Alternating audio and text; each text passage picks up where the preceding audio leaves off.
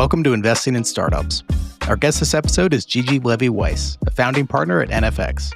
NFX is an early-stage firm that's established itself as one of the leading experts in network effects. We talked about network effects, AI agents, why first-mover advantages are overrated, and how NFX has built its own brand, systems, and network effects. Please enjoy.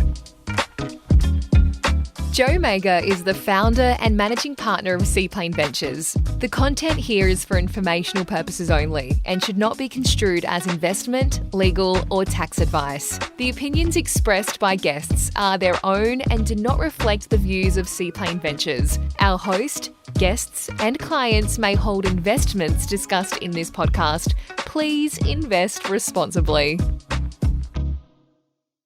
Gigi, thanks for coming on the show. Thanks for having me.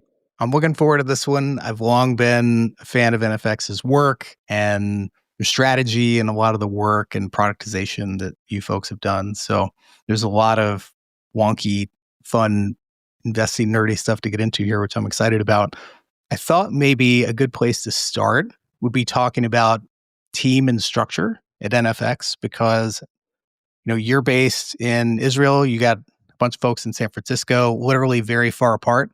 And I'd love to hear about how you folks work together in the context of the overall strategy at NFX. So we started NFX, it's now kind of 9-ish, almost 10 years ago. And we started with the 3 partners, and 2 in Silicon Valley and 1 in Israel. Me being the one in Israel, and James Courier and Pete Flynn being the ones in Silicon Valley. We all knew each other before. So, the question of are we a good fit was not really a question. And we spent some time together and we invested together before. And basically, being that we're so far apart, we kind of had, generally 2 options. One of it was to say, let's just have 2 funds under one name, essentially. So, NFX Israel and NFX Silicon Valley. But that wasn't what I really wanted, and nor did my partners. And the second option was, let's try to bridge that crazy 10-hour time zone gap and actually manage to work together. So we have a partner meeting once a week. That partner meeting is the entire investment team. And our CFO, of course, and our GC and so on.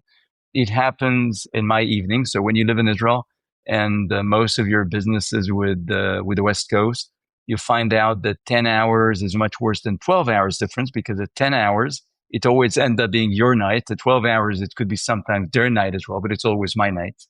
We have a partnership meeting that lasts for a few hours. We have at least one touch point a week where we discuss open deals or everything that's happening. And we then also decided that because we don't have the luxury of inviting founders to a partner meeting where everybody's sitting there, and I say luxury, I mean it as a joke, because then what happens is people are at their phones and nobody's really listening. And it's like, it's usually not a very fun meeting. And we decided that instead what we're going to do is that when we want to invest in a founder, when somebody passed the threshold of me wanting to invest in them, I would ask my partners to meet them, but one-on-one. And so I would meet a founder. I would love the founder. I would dig in. I would see that, I would make the reference calls. I would find out that it's something that I really like. In between, we would have something in our meeting that's called a quick take.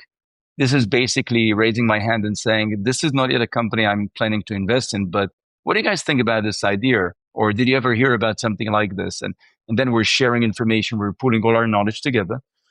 And then when I get to the point that I think that this could be an investment, I would ask the next partner in line to take a meeting.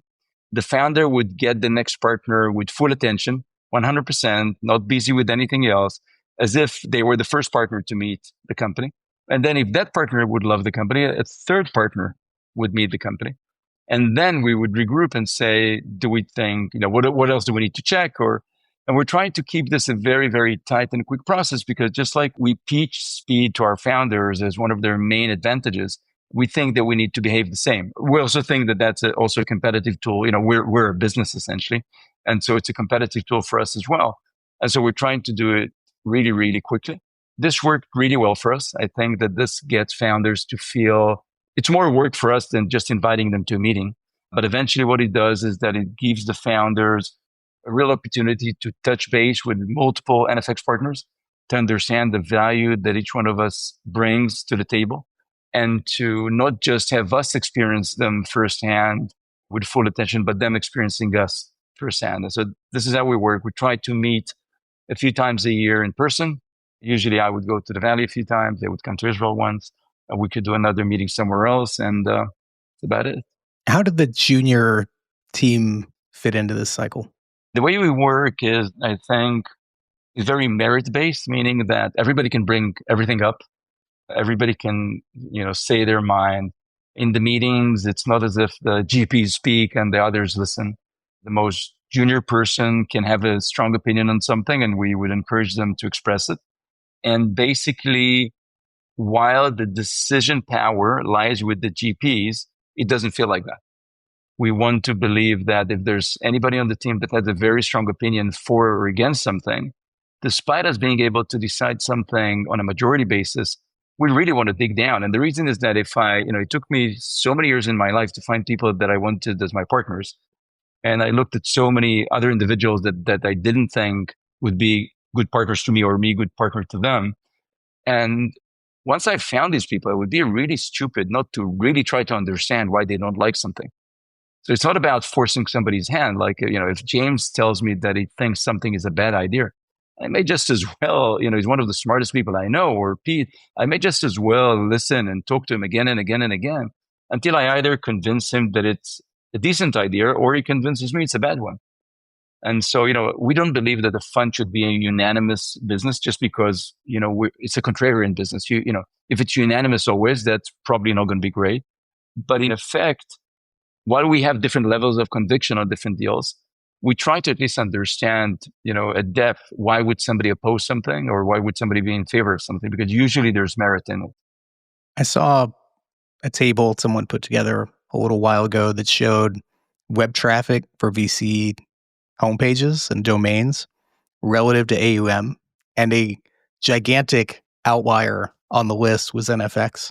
So relatively young firm in the grand scheme of things, and yet clearly carved out a space as being the go-to spot for content around network effects and different products.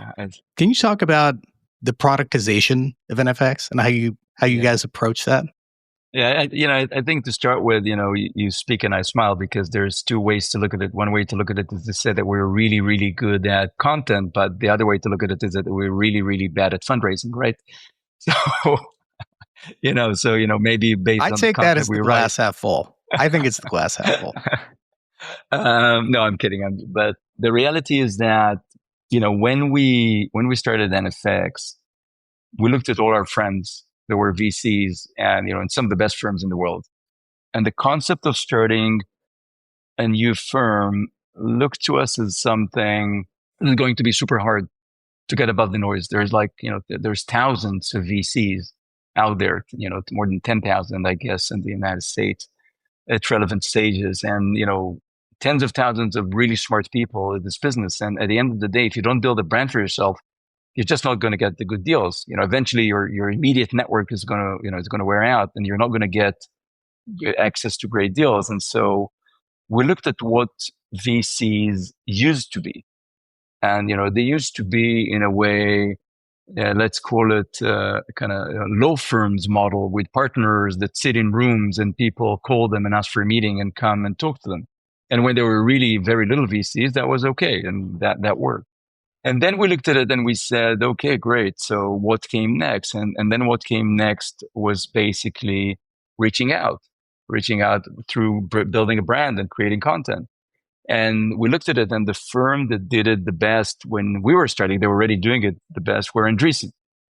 And Andreessen were doing it all across the core. They were doing, this blog and this podcast and this and that and more. And a team of tens of people. And we said, okay, that's big. And, we're not going to be able to, with what we manage, we're not going to be able to have 60 or 100 people on the content team. And then we said, okay, what's the next thing? And the next thing was data and technology. And people were starting to talk about it, but there were very little funds, maybe Signal Fire and a bunch of others that were actually starting to build things in this area. And so we said, that's another thing that's going to get us above the noise. And then the last thing was trying to really create a network on top of it, a network of people. And we reached out. We said, we've got to play on the entire field because we're a relatively small fund, and we're known, but we're not the most known people in the world, and we need to get above the noise. And so we took each one of these areas And we decided we're going to really, really, double down on them. And so on the content side, we took a very conscious effort to define a tone of voice that's going to be the NFX tone of voice. And this NFX tone of voice, we wanted it to be always for the founder, thinking of having the founder in mind, always bringing value. So none of it is about we're great. All of it is about how can you be great. It was, we wanted it to resonate with our younger selves as founders. We wanted it to be great in value. And we wanted it to be smart, but not smart to the point of being arrogant. And so that tone of voice, we started by writing ourselves. My partners are naturals and I'm a little bit less. So, that was an effort. And then we started getting professional writers that help us. So we bring the ideas, we bring the main points, and there's professional writers that helped us along the way. But it was a tiny team. So altogether, it wasn't a very large team. But then what we did on top of it is that we're all kind of growth hackers in our basis. And so we started using growth hacks on it. Distribution and creating a mailing list and popping, messages up and getting people with emails and then with other messages and so on and so on and so on, with a target of reaching hundreds of thousands of people on our mailing list relatively fast, which we did. So that was the first thing on the content side. And then we kept on playing around with it, where the concept was that we're never going to be cumbersome. We're never going to be heavy content. We do not want to be that email that lands in your inbox that you say, if I had the time, I would have loved reading it. Right? These, really smart pieces, long pieces. If I really had the time, I would, I really should read it. But then, after a while, you have 10 from the same fund in your inbox, then you just delete them. We didn't want to be that. So it's always like a page and a half. It's always fast. It's always very on topics that we think are on people's minds right now. And that worked really well for us. And as I said, we used also growth hacking around it and, and the use of social and the use of other people that promoted it and so on and so on. And that worked well. And we continue doing it. And it's a much harder game today. Like if somebody is starting a fund today, it is 10x harder to do it today than it was before for a bunch of reasons. The first thing is that there's tons of content out there, a lot more than there was when we started. Second thing is that LLMs are allowing people to write articles in no time. And so, maybe not at the highest quality, but the number of articles that are around is just growing exponentially. And the third thing is that I think people's attention span has even gotten shorter than it was before. So that was one thing. The second thing that we did is we thought that we need to use technology and data in our favor, because we think that, it's kind of ridiculous to think that every other business we're going to be investing because we think it could be disrupted by technology, but VC is not going to be disrupted. That we're different. We're a human thing. We're the only smart ones. And so, we didn't believe that. And so we created both an internal software team and an external software team. The internal software team built our own system that we use till today. We have a team of people that are constantly building and improving it and adding, more AI layers or more things on top of it. As real nerds, the system is called The Force. And solid. Yeah. And it's been called The Force for many years. And it is probably the best VC CRM I've seen in my life. And I've seen many. And we don't license it out. We use it ourselves, not necessarily because we think it's a competitive advantage that we don't want to give others, but just because it's just going to make it slower if we start rolling it out to other people and, and having to control versions and so on. And so we can move fast and break things and really rush. And that's the internal bit. And clearly over the past few years, this has been seeing huge change with implementing AI into it. And, what we're doing today is kind of crazy. Like you go to a meeting and, you already know everything about the company, all the data that's available online, everything on competitors, the suggested questions, the comparison to other companies we've seen in the field, and all of that before you start. And all of this then goes back into a feedback loop. And so that's our internal system.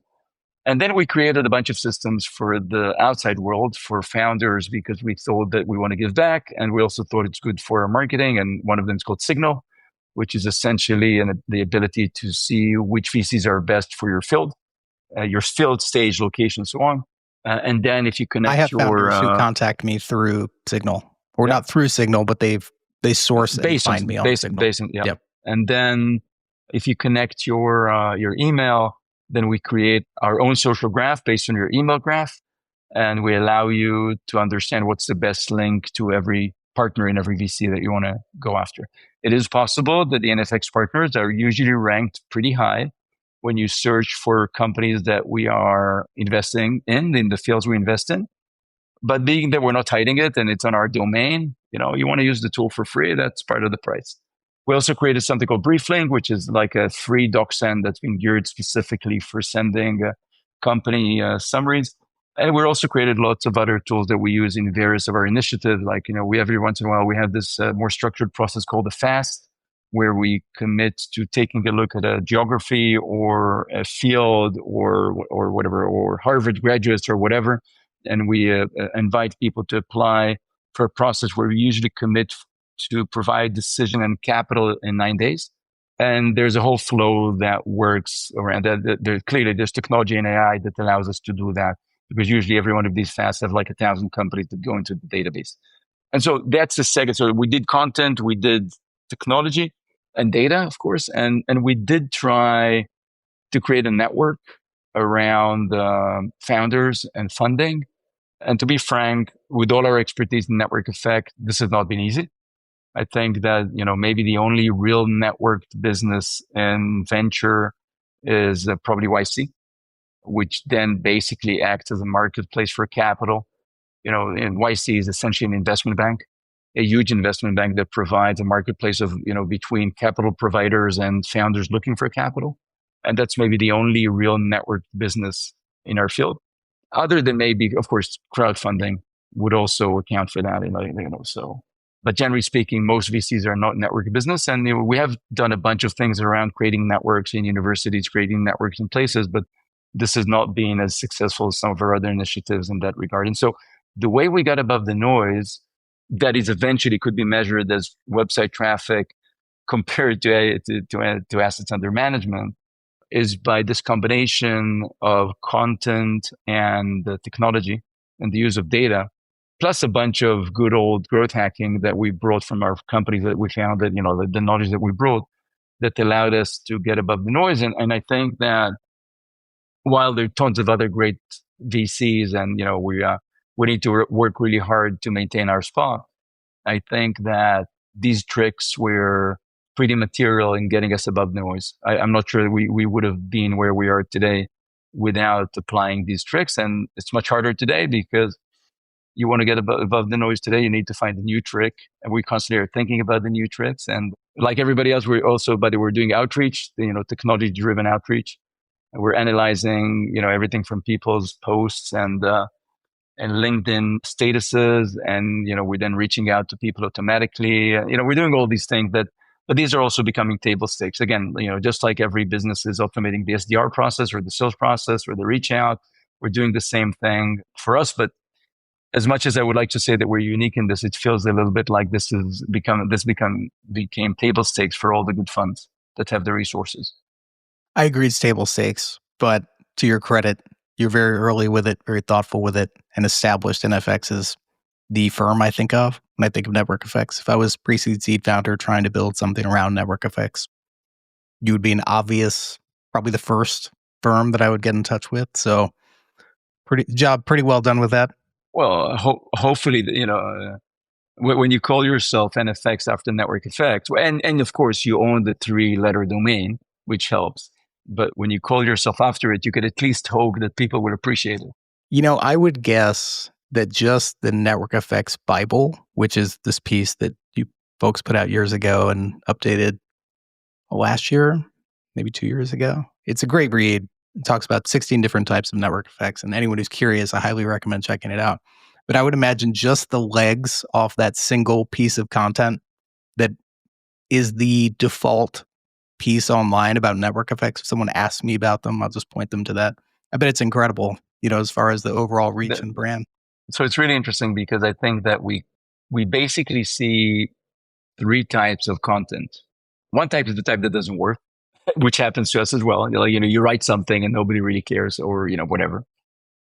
One type is the things that peak and then disappear. So, you can write, we wrote about the 3-person unicorn way before Sam Altman spoke about, the 1-person unicorn. And clearly, being that he's Sam Altman, and also being that one is, easier than three. Everybody remembers that he said it, but we wrote about the 3-person unicorn like a year before him. And something like this peaks really quickly because people love the concept and it's kind of thought provoking and it's interesting. But then it goes down because it was timely. It's not timely anymore. The idea is already common.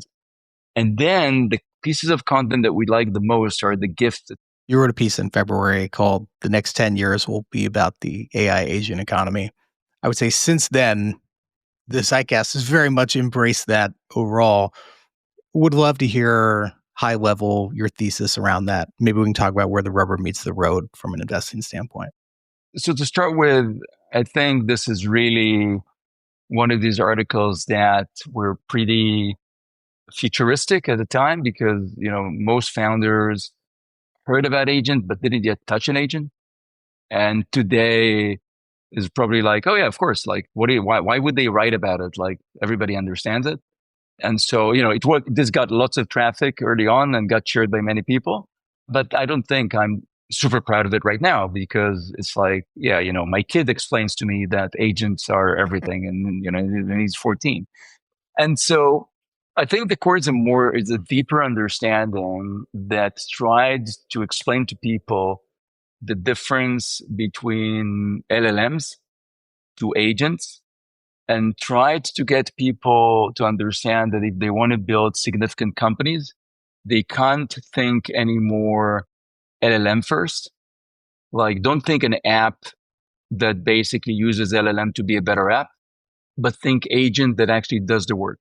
And this was a big, at the time, this was a big shift. And again, now a lot more understood, although I'm not sure that 100% of people really understand the difference. And the real difference is that, when you think about LLMs, you think about basically software that's better than before, right? It understands you, it can respond to you, it can talk to you, but eventually it's a linear progression. While when we think about agents, they don't enhance a job, they replace a job. They take over the task, they do the task. This is not about me being able to summarize my meeting better. This is about an agent doing the meeting for me. This is not about me making the presentation with the software that makes it easier to make it. This is about the agent making the presentation for me, learning who's the customer, learning what's the product, learning what the customer needs, and preparing a presentation for me. And then maybe sending it, and then maybe scheduling the meeting, and then maybe doing the meeting, and then maybe sending the prices, and maybe even closing the deal. And while this sounds a little bit naive in a way, the reality is that this is just the beginning even. And the reason this is just the beginning is because most people, and this is where things start breaking in people's minds, most people think about agentic workflows as replacing human to human with agent to human. And so when you look at most enterprises that are implementing agentic workflows, that's how they think of it. They say, well, we used to have a call center app or an SDR or whatever, and that was a person. And then we gave that person software and we let him record it and analyze it and so on. And tomorrow we're going to have an agent that's going to replace that person. And that agent is going to go out and do the task. But in their mind, this agent is going to do the task vis-a-vis a human. So A to H, agent to human. But in reality, where the world is eventually going to go to is A to A, agent to agent. And where the real revolution happens is in agent to agent. And while this is very, very far theoretically, it's actually much closer practically than we think. And naturally, this is going to take a long time on the enterprise to enterprise side. Like I don't see anytime soon an M&A agent talking to an agent board of a target companies and then negotiating the acquisition of a startup by a large company, right? I don't see this happening anytime soon. Although due diligence and valuation models and will be done by AI. I do see 100% very quickly, and my travel agent as in a computerized agent, AI agent, understanding that I need to travel to Paris next week, preferably on the Sunday, but Monday is also okay. I really hate these airlines and I like these airlines, but I also don't like paying too much, and I prefer window seats and not aisle seats. And I don't mind if he goes and cancels it 10 times, if he can cancel it and then buy it cheaper. And I don't mind if he buys it here or there. And this agent just goes and finds me the best flight and makes sure I have a flight, even if in the process, he canceled my flight 10 times because he had free cancellation, and he rebooked it on another site and he got it for cheaper, and then he changed the flight. And I don't care. I don't have the time for it. Even my PA doesn't have the time to do it as professionally as that.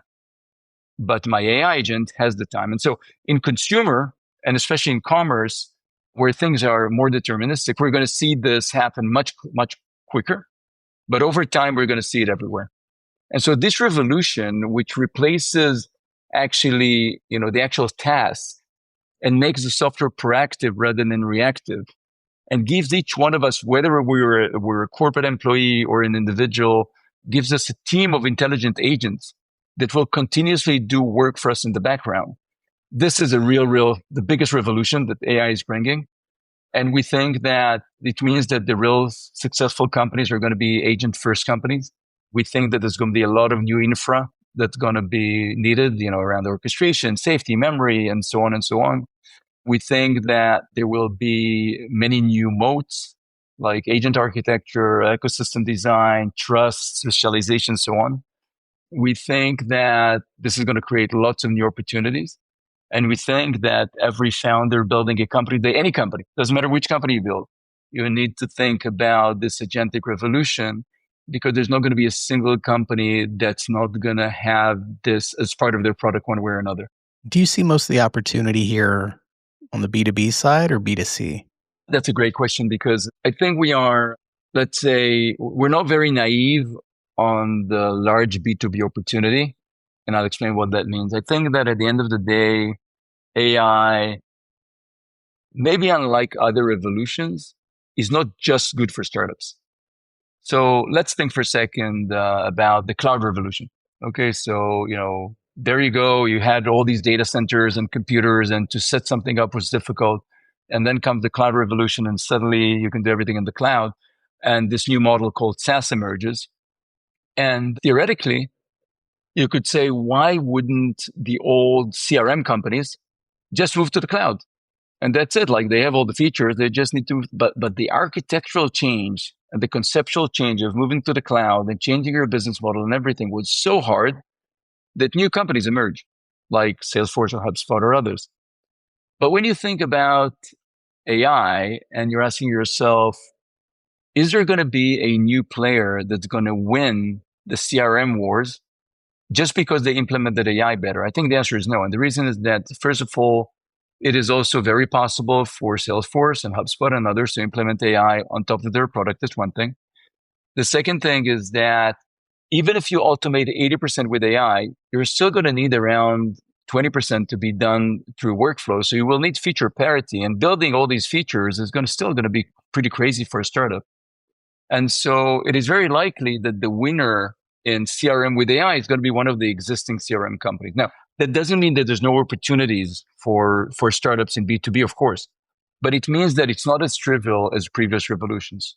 On the other hand, when you talk about SMBs and when you talk about consumers, most of the new things that AI enable are things that were not possible before. And so it's new services. It's totally new services that were not possible before that are now possible with AI, which is why, in a way, we think that the AI revolution actually creates more opportunity initially on the B2C side than on the B2B side. Now, we think that there's opportunity on both, but when we rank it, it seems that there's going to be more competition from incumbents on B2B with AI, that there will be competition from incumbents on B2C and SMB. And by the way, there's a difference in this. In B2C, we think that we're talking about totally new services. Everything from speaking to a virtual companion, to a virtual coach, to whatever, and all these new services that are possible that were not possible before. Some of them valuable, some of them just for fun, but tons of new things that you couldn't do before. when it comes to SMBs, especially the small businesses, we think that the unique opportunity is basically not to make employees better, but actually replace employees. And so when you think about, about large companies, what they mostly try to do, at least for the coming few years, is to make their employees super employees, make them do more. When you look at what SMBs are doing, they're looking to either replace people or just have people, AI people, that they couldn't afford before. And so we think that that notion of replacing work for SMBs is also a big thing. Well, I'm a solo GP, and to that point, I have no plans to bring on folks to help me out for fun too. When I've got my own AI, agents and analysts that I've built out, and they're tremendous. Yep, I agree.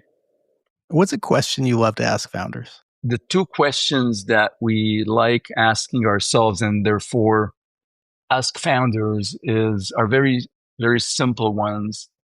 And then there's a third one. The first core ones are why now? And then the second one is why you? Because at the end of the day, if there's no good why now, and there's no good why you, and the why you could be because this is a problem that's been burning in my mind for years, or this is a problem that I stumbled across, or I have unique knowledge about this that nobody else has. If you don't have the why you, or if you even have the why you, but there's no real good why now, then it can still succeed. We've seen companies with professionals that didn't really have a great why you other than they're good professionals, and they didn't really have a good why now, but it was just a business that they thought they could win market share. It could succeed. But all the big successes, the one we're proud of, the one that every investor is proud of, had a really good why now and a really good why you at the beginning. And then the next level, which kind of helps me understand how they think, is I'm asking them, what is the one insight that you have about your problem that nobody else has, or that you think that nobody else has? Like, what are you seeing in this problem that got you to move out of your comfort zone and start a company and probably give up, whatever salary or your life or whatever, you're really jumping in. What is the one thing that you know about this problem, this one insight that gets you to believe that this is what you want to do now for the next few years? And if they don't have that, that's usually a great indication that you really don't want to invest. I'm going to ask you one more and let you go and enjoy what looks like a nice sunset coming up at the beach. What's a conventional view in venture that you think is BS? Like, if we want to take a big one that people get really, really wrong, is that first mover advantage is everything. We tend to think that if you move fast and you're the first, that's it. We think it's kind of a myth. And the reason we think it's kind of a myth is because, we've been first many times and we lost. And so we kind of know it firsthand. And, and when you look at the world, you had MySpace and, and then Facebook came and took over, and you had Alta Vista, and then Google came, and you had the Yahoo auctions, and then eBay came, and you had so many of these. And so being first is important, but being right is more important. And we've seen so many times where people came out and were first and started getting some traction, but then fast followers that got it right actually ended up winning. Because when you get it right, you can scale fast. And when it's right versus somebody, now, of course, the best is to be first and to get it right. That's the best. But generally between the two, being first doesn't always win. And we make sure that people understand that you need to get it right. That's one thing. I think that this, if I want a second one that I think is very contrarian, is that there's this romantic view that the great products will always win. If you build it, they will come. If the product's going to be great, you're a great product builder, then eventually everybody will understand it will come to you. And the reality is that product quality alone is rarely enough. It's important, of course, but in a competitive or a network market, nobody thinks that Craigslist or eBay are the best products out there, but they still have such strong network effect and local network effect that they just continue working, right? And so it's not just about the product that, is distribution and defensibility that can beat product in many outcomes. And, it doesn't mean that we don't want great products. It doesn't mean that we're not looking at product skills. but it means that we're not prioritizing product quality to everything else. And founders many times get it wrong because I think that founders have what we call, the kind of the product delusion, where they because it's their lives, it's their baby, and they're building it. They want it to be perfect, and so they're like, they're building it again, and they make sure that everybody's going to say that it's beautiful. But in reality, I don't know if you've ever seen the first LinkedIn homepage. I mean, it was like horrible, like the text, but it got it right, and it got distribution right, and it created a moat really quickly, and so this is not about just product market fit, which is of course critical, but it's product market network distribution fit. And so focus on the product, but don't think that product is everything. Well, to that one, and I'll ask another here, but as you go back to something you said earlier about how easy it is to spin up content today, do you put more weight on go-to-market and distribution today than maybe pre-LLM? Well, I think that content-based distribution is important, but there was a period of time where it was a real lever you could pull, and it's gotten to be a lot less than it. And I think that when we look at the secret, if I need to point to like a new secret place where people find distribution that people are not really aware of enough, is a specific vertical influencer network activity, where you think that the CIO of a company is writing about the product just because they love it, but it's not really. And there's tons of this going on as well. And so I think that kind of content published by the company itself, it became table stakes. It still carries weight, but it's definitely not the main thing right now. Awesome. Well, Gigi, I'll let you get on with your evening, but this was a lot of fun. It's great talking to you. Thank you. Hopefully we can do this again in the future. Yeah, sure. Thank you so much. Thanks for listening to the show. We really appreciate the support and would love it if you'd subscribe to the podcast on iTunes, Spotify, your preferred podcast platform. One more thing. Investing in startups does not have sponsors, but I want to give a shout out to one of our portfolio companies, Micro One. Micro One helps businesses ranging from startups to enterprises to source world-class software engineers. Micro One uses their own AI tools to identify top 1% engineers and get them working for customers in as little as 48 hours. And if Micro One could help one of the largest AI companies in Silicon Valley hire 250 engineers in 30 days, they can probably help you too. If you'd like to learn more, visit microone.ai, and thanks for listening.